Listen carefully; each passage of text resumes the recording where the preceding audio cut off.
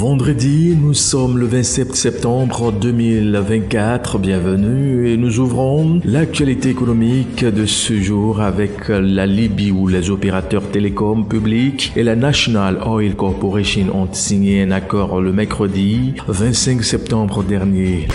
L'objectif est de créer des villes pétrolières intelligentes. La première sera Ras Lanouf, une ville portuaire située à environ 600 km de la capitale Tripoli.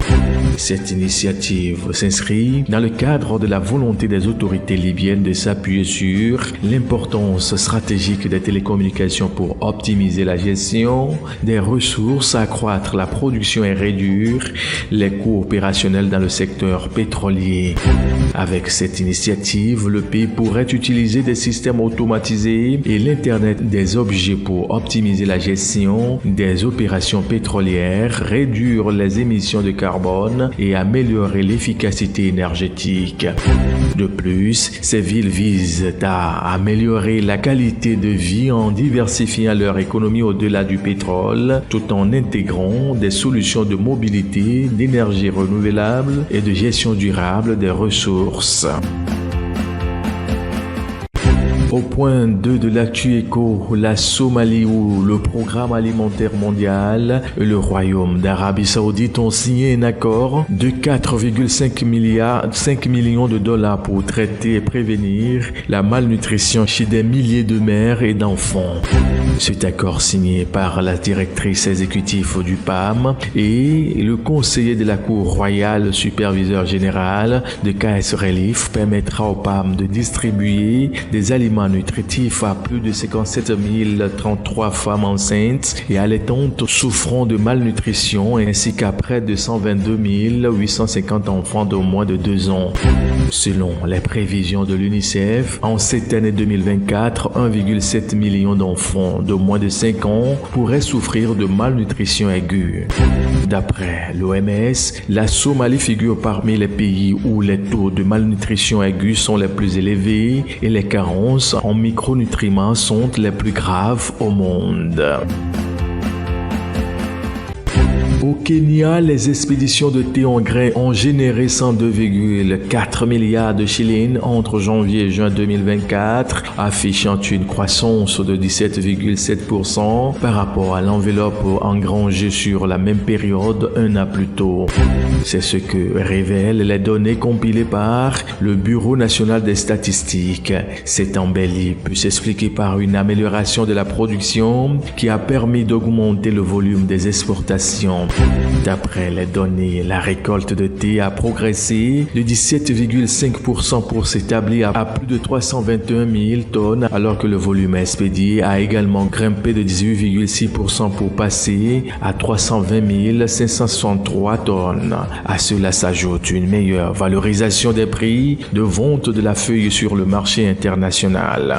En effet, le kilogramme de thé s'est négocié en moyenne à 308,24 shillings au cours du premier semestre 2024, affichant une hausse de 2,58% par rapport au tarif de 300,5 shillings enregistré au cours de la même période un an plus tôt. Pour rappel, les recettes tirées des exportations kenyanes de thé sur l'ensemble de l'année 2023 ont grimpé de 31%. En Ouganda, la centrale hydroélectrique de Karuma d'une capacité de 600 MW est entrée en service.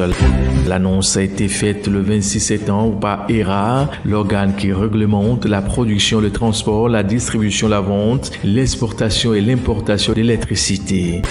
Première du genre dans la région, cette centrale souterraine devrait permettre de réduire le tarif moyen pondéré de production selon l'ERA qui souligne que cet effort de réduction du tarif pour l'utilisateur final reste une aspiration clé du pays en tant que catalyseur de la transformation sociale et économique.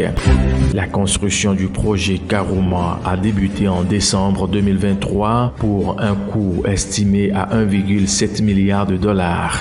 Le projet, qui est la plus grande infrastructure de production d'électricité de l'Ouganda, devrait porter la capacité du pays à environ 2000 MW. Clôturons avec l'Égypte qui, à travers sa société publique du gaz, qui s'est engagée dans 11 contrats liés associés au secteur gazier avec des compagnies internationales. C'est ce qui ressort d'une récente assemblée générale de la société d'État.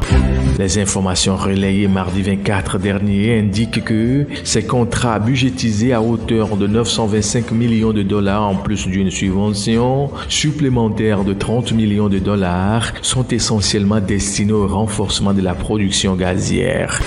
Ils interviennent dans un contexte où l'État arabe veut au plus vite augmenter le plateau de sa production gazière qui baisse significativement en raison des contre-performances opérationnelles du Chanzor, le gisement qui assurait depuis 2018 l'autosuffisance de l'Égypte en gaz naturel. Et c'est fini pour ce vendredi et de la semaine bien sûr. Très bon début de week-end à vous tous et à lundi.